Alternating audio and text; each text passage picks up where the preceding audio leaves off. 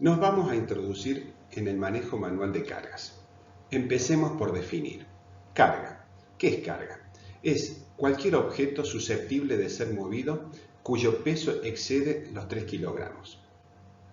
Manipulación manual de cargas o manejo manual de cargas es cualquier operación de transporte o sujeción de una carga por parte de uno o varios trabajadores, entendiendo por operación el conjunto de acciones de levantamiento, colocación, empuje, tracción, transporte o desplazamiento, pudiendo considerar el almacenamiento como el fin de este proceso. Ahora también debemos reconocer la diferencia con la manipulación mecánica de cargas. Estas son el conjunto de operaciones de levantamiento, transporte, descarga o cambio de lugar de cualquier material por métodos mecánicos, es decir, utilizando algún tipo de equipo, tales como carretillas automotoras, puentes grúas, accesorios y transportadores. La actividad laboral del manejo manual de cargas suele generar los trastornos musculoesqueléticos. Estos se van desarrollando con el tiempo y son provocados por el propio trabajo o por el entorno en el que éste se lleva a cabo. También pueden ser resultado de accidentes, como por ejemplo fracturas y dislocaciones. Por lo general, los trastornos musculoesqueléticos afectan a la espalda, cuello, hombros y extremidades superiores, aunque también afectan a las inferiores, pero con menor frecuencia. Los problemas de salud abarcan desde incomodidad, molestias y dolores hasta cuadros médicos más graves que obligan a solicitar la baja laboral e incluso a recibir tratamiento médico. Sin embargo, usted no puede prevenir todos los trastornos musculoesqueléticos, por lo que sigue siendo esencial fomentar la prevención, la notificación temprana de los síntomas y hacer los arreglos necesarios para el correcto tratamiento y rehabilitación del trabajador que se lesiona. La ergonomía es una necesidad vital para las empresas de todo el mundo y para las argentinas en particular. Es necesario que las empresas la introduzcan y la desarrollen para garantizar su salud económica y la física de sus trabajadores. Esta urgencia nace, entre muchos otros motivos, como consecuencia de que cada vez son más las disposiciones legales argentinas que protegen el bienestar laboral de los operarios y empleados de las empresas, sancionando duramente a estas últimas cuando las incumplen. Además, desde un tiempo a esta parte, cada vez son más las empresas que ven en la ergonomía una herramienta útil y eficaz a la hora de optimizar la productividad y los puestos de trabajo y reducir el costo que supone el ausentismo laboral provocado por trastornos musculoesqueléticos derivados del trabajo. La ergonomía es una multidisciplina preocupada de adaptar los sistemas de trabajo al hombre con el propósito de preservar la salud, incrementar la seguridad y el bienestar y la productividad, respetando las capacidades y limitaciones de los seres humanos. Las ciencias médicas por décadas han ido demostrando que la interacción social es un componente críticamente importante para la salud y la longevidad, así como para el éxito en el trabajo. Las personas que se sienten conectadas a otras tienden a tener niveles menores de ansiedad y depresión. El aislamiento social también está a la par con la presión alta en la sangre, la falta de ejercicios o el fumar como un factor de riesgo para enfermedades y para una muerte temprana. Es más, estudios realizados demuestran que las personas que interactúan socialmente también tienen mayor autoestima, más empatía con otros y son más confiados y cooperativos, y como consecuencia son más abiertos a que otros confíen y cooperen con ellos. El trabajo es beneficioso para la salud mental. Sin embargo, un entorno laboral negativo puede causar problemas físicos y psíquicos. La depresión y la ansiedad tienen una repercusión económica importante. Se ha estimado que cuestan anualmente a la economía mundial $1 billón en pérdida de productividad. El acoso y la intimidación en el trabajo son problemas frecuentes que pueden tener considerables efectos negativos en la salud mental. Las organizaciones pueden aplicar muchas medidas eficaces para promover la salud mental en el lugar de trabajo y aumentar con ello la productividad. No obstante, un entorno de trabajo adverso puede ocasionar problemas físicos y psíquicos y consumo nocivo de sustancias y de alcohol, ausentismo laboral y pérdidas de productividad. La promoción de la salud mental en el lugar de trabajo y el apoyo a las personas que sufren trastornos psiquiátricos hace más probable la reducción del ausentismo laboral, el aumento de la productividad y la obtención de beneficios económicos que llevan estos efectos. Las lesiones por el manejo manual de cargas pueden ocurrir donde quiera que la persona está trabajando, ya sea en granjas, obras de construcción, en fábricas, oficinas, almacenes, hospitales, bancos, laboratorios y en trabajo de entregas, es decir, el reparto de mercaderías. El trabajo manual pesado, las posturas forzadas, la manipulación de materiales en forma manual son todos factores de riesgos en los que están implicados este tipo de lesiones. La prevención y control de los trastornos musculoesqueléticos, tales como lesiones por manipulación manual, le ayudará a que sea más rentable su negocio. Sin embargo, no se pueden prevenir todos los trastornos musculoesqueléticos, por lo que es esencial fomentar la prevención, la detección temprana de los síntomas y hacer los arreglos necesarios para el correcto tratamiento y habilitación de la persona lesionada. ¿Qué es el factor de riesgo? Se refiere a cualquier característica presente en el ambiente laboral que al actuar sobre el trabajador puede producir una respuesta en la forma de incomodidad, dolor o lesión. Tenga en cuenta los riesgos de la manipulación manual para la salud y la seguridad de sus empleados. Si hay riesgos, se deben aplicar los reglamentos y leyes vigentes. Consultar e involucrar a la fuerza de trabajo, sus empleados y sus representantes, los especialistas en seguridad y higiene laboral, reconocen de primera mano cuáles son los riesgos en el lugar de trabajo. Así que probablemente pueden ofrecer soluciones prácticas para el control de los mismos. En algunas oportunidades se podrá realizar una consulta con especialistas en ergonomía laboral para determinar el riesgo y tomar las medidas de seguridad correspondientes. En nuestro análisis veremos distintos factores que pueden producir trastornos musculoesqueléticos. Veremos lo que significa el manejo manual de cargas, como segundo factor el trabajo repetitivo, luego la sobrecarga postural. También veremos cómo influyen los factores individuales y psicosociales, finalizando con los factores ambientales y su influencia en el trabajo.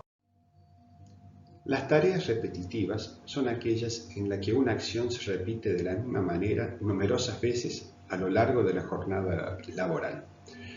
Las tareas repetitivas son un factor de riesgo musculoesquelético cuando la tarea se realiza siempre de la misma forma, usando los mismos grupos musculares.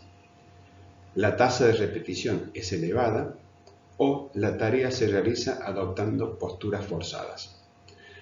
Algunas de las profesiones que podemos fácilmente reconocer con trabajos repetitivos son el fisioterapeuta, personal de lavandería, personal de limpieza, de mantenimiento y jardinería. Algunas otras tareas repetitivas que pueden producir trastornos musculoesqueléticos las podemos identificar como cargar y descargar, planchar y plegar ropa, hacer la cama, repartir la bandeja de comida, preparar la medicación para distribuir, lavar la vajilla, almacenar materiales en estantes, podar las plantas. La organización del trabajo es muy importante para reducir los riesgos relacionados con las tareas repetitivas. La duración de una tarea repetitiva es uno de los aspectos esenciales que hay que considerar. Algunas recomendaciones al respecto serían: no permanecer en la misma tarea durante mucho tiempo seguido. Planificar rotación de tarea a puestos de distinto tipo. Disminuir el ritmo de trabajo. Dar más tiempo para realizar una tarea.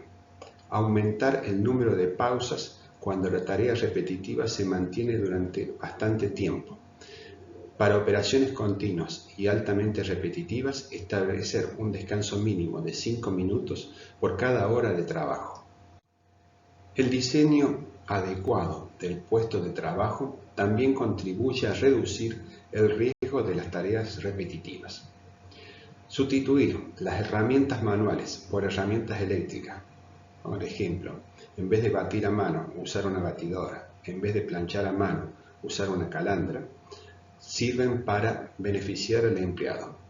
También podemos buscar la disposición de los elementos del puesto de manera que se obtenga la máxima eficiencia de movimientos.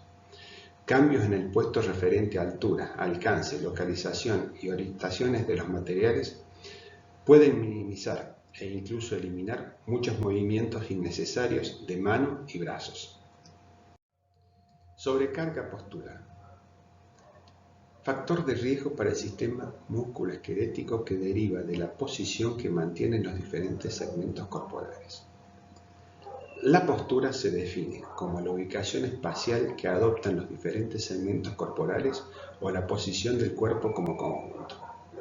El término sobrecarga postural se refiere al riesgo para el sistema musculoesquelético que genera la posición que mantienen los diferentes segmentos durante el desarrollo de las actividades laborales o en nuestra vida cotidiana.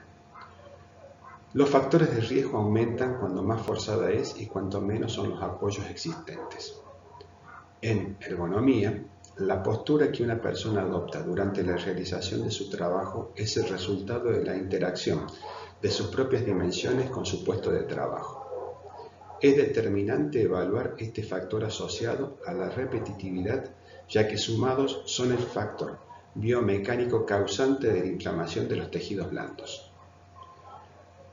Estos padecimientos son bastante comunes. Entre ellos podemos nombrar la bursitis, lumbalgia, epicondilitis, síndrome del túnel carpiano y tendinitis. Existen una serie de factores individuales que están asociados a los trastornos musculoesqueléticos. Entre ellos podemos reconocer la contextura física y el hábito del tabaquismo. No cabe duda que ambos producen efectos sobre los individuos. De ahí la importancia de estos factores individuales. La edad, el sexo, la antigüedad en el puesto de trabajo, la existencia de patologías asociadas y el propio estilo de vida son fundamentales en este tipo de trastornos. Como ejemplo, la población que trabaja en el sector agrario es una población ligeramente más envejecida que en otras actividades, lo que además del riesgo per se implica la probabilidad de tener un peor estado de salud. La influencia de determinadas medidas antropométricas, el peso, la altura y el índice de masa corporal han sido identificadas por diferentes estudios como riesgos potenciales de los trastornos musculoesqueléticos, especialmente para el síndrome del túnel carpiano, la hernia de disco lumbar. Diversos estudios han demostrado que no existe una clara evidencia entre la relación de la obesidad y el dolor de la parte baja de la espalda. Un estudio realizado sobre el dolor lumbar entre enfermeras y soldadores se concluye que el tabaquismo, la falta de actividad física y el sobrepeso son factores personales relacionados con las dolencias lumbares. Por lo tanto, los programas de prevención de las lesiones lumbares deberían centrarse no solo en reducir las sobrecargas o en mejorar la organización del trabajo y los factores psicosociales, sino que también debería incluir programas para dejar de fumar, campañas de actividad física regular y promover una alimentación sana. Aunque los trastornos musculoesqueléticos afectan a los trabajadores de todos los sectores y de ambos sexos, las mujeres parecen presentar un mayor riesgo de padecerlos. En la extensa revisión bibliográfica realizada por Trester, sobre las diferencias de género en la prevalencia de los trastornos musculoesqueléticos en los miembros superiores, tras analizar 56 artículos, concluye una fuerte evidencia de que las mujeres presentaban una mayor incidencia de los trastornos musculoesqueléticos en los miembros superiores que los hombres. Según el autor, dicha diferencia puede deberse a que hombres y mujeres se exponen a factores de riesgo distintos. Las mujeres generalmente realizan trabajos que son más repetitivos y más monótonos que los hombres, lo cual puede incrementar su riesgo de desarrollar trastornos musculoesqueléticos, sobre todo en los miembros superiores. La existencia del trastorno musculoesquelético parece aumentar a medida que aumentan los años de trabajo. Según Bernard, existe una importante correlación entre la edad de los trabajadores y los años de trabajo, por lo que resulta complicado determinar si el factor de riesgo es únicamente la edad o bien la antigüedad laboral o ambos.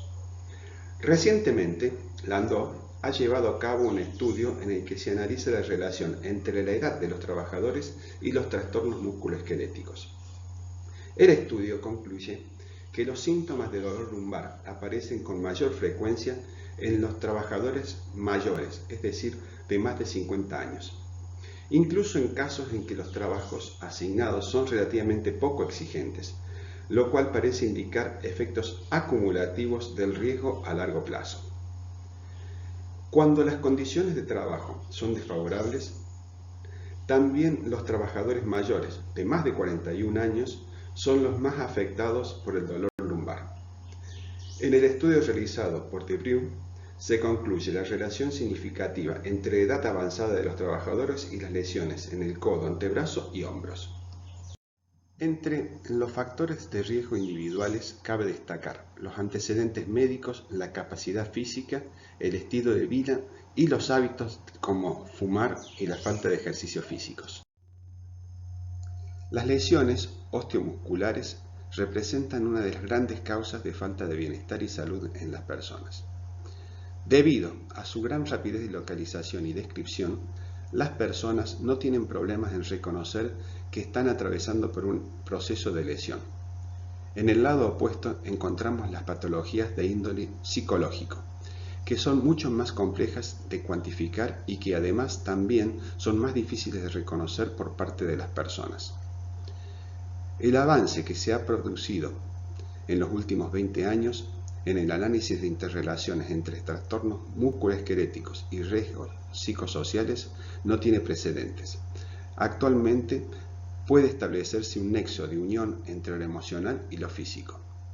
El conocimiento de esta influencia pone un cambio de paradigma a la hora de abordar estas acciones, con diferentes tipos de intervenciones y ayudar a encontrar la terapia y el abordaje perfecto que antes no se lograba encontrar. En general, todos los factores psicosociales y organizativos, especialmente cuando se combinan con el riesgo físico, pueden producir estrés, fatiga, ansiedad u otras reacciones, lo que a su vez aumenta el riesgo de padecer trastornos musculoesqueléticos. Así, una alteración por estrés puede disminuir notablemente tras una terapia manual, o una lumbalgia podría mejorar con la aplicación de técnicas del ámbito psicológico que mejoren el clima de relación laboral. Ciertos factores relacionados con el medio físico y las condiciones ambientales también pueden influir en el esfuerzo mecánico y agravar los riesgos de que se produzcan trastornos locomotores. Las condiciones físico-ambientales que pueden afectar o influir en los trastornos musculoesqueléticos son, por ejemplo, espacios inadecuados, iluminación insuficiente, condiciones térmicas, vibraciones, incorrecto diseño del puesto de trabajo, herramienta o útiles en malas condiciones. ¿Qué es la manipulación manual de cargas? Se entiende por manipulación manual de cargas cualquiera de las siguientes operaciones efectuadas por uno o varios de los trabajadores: el levantamiento, la colocación, el empuje, la tracción, el transporte o el desplazamiento de una carga. La carga puede ser animada, una persona o animal, o inanimada, un objeto. La manipulación manual de cargas puede causar trastornos acumulativos debido al progresivo deterioro del sistema musculoesquelético por la realización continua de actividades de levantamiento y manipulación de cargas. Por ejemplo, dolores dorsolumbares, traumatismos agudos como cortes y fracturas debido a accidentes. El riesgo de sufrir una lesión de espalda aumenta si la carga es demasiado pesada. No existe un límite de peso para que una carga sea segura, pero un peso de 20-25 kilos resulta difícil de levantar para la mayoría de las personas. Ahora, si la carga es demasiado grande, no es posible seguir las instrucciones básicas de levantamiento y transporte, como mantener la carga lo más cerca posible del cuerpo, ya que los músculos se cansarán más rápidamente. Ahora tenemos otra situación, la carga es muy difícil de agarrar. Esta circunstancia puede hacer que el objeto se resbale y provoque un accidente. Las cargas con cantos afilados o materiales peligrosos pueden lesionar a los trabajadores. Si la carga es descompensada o inestable, esta situación conduce a una carga desigual de los músculos y desemboca en una fatiga, debido a que el centro de gravedad del objeto se aleja del eje central del cuerpo del trabajador. Si la carga es difícil para alcanzar, hay que extender los brazos e inclinar el tronco. La fuerza muscular necesaria es mayor. El 24 de abril de 2015 entró en vigencia la resolución 886/15 con sus 3 anexos, los que incluyen en el anexo 1 a los nuevos protocolos de aplicación obligatoria para la identificación y la clasificación de riesgos ergonómicos en puestos y tareas. Además se suman el registro de recomendaciones de acción y el seguimiento y validación de las mejoras ergonómicas, introduciéndolos en esta resolución. En el anexo 1 encontramos los nuevos protocolos de aplicación obligatorio para la identificación y la clasificación del riesgo ergonómico en los puestos y tareas. Además se suman el registro de recomendaciones de acción y el seguimiento y validación de las mejoras ergonómicas. En el anexo 2 vemos el diagrama de flujo donde por primera vez se ordenan los pasos a seguir para darle cumplimiento al programa de ergonomía integrado. Finalmente, en el anexo 3, que también para sorpresa de muchos demuestra que se aprendió de los errores pasados y se busca reducir a su mínima expresión a través de un instructivo la falta de unificación de criterios de profesionales e inspectores con mala o pobre formación. Les recomiendo completar esta información con la lectura detenida de la resolución 866/15.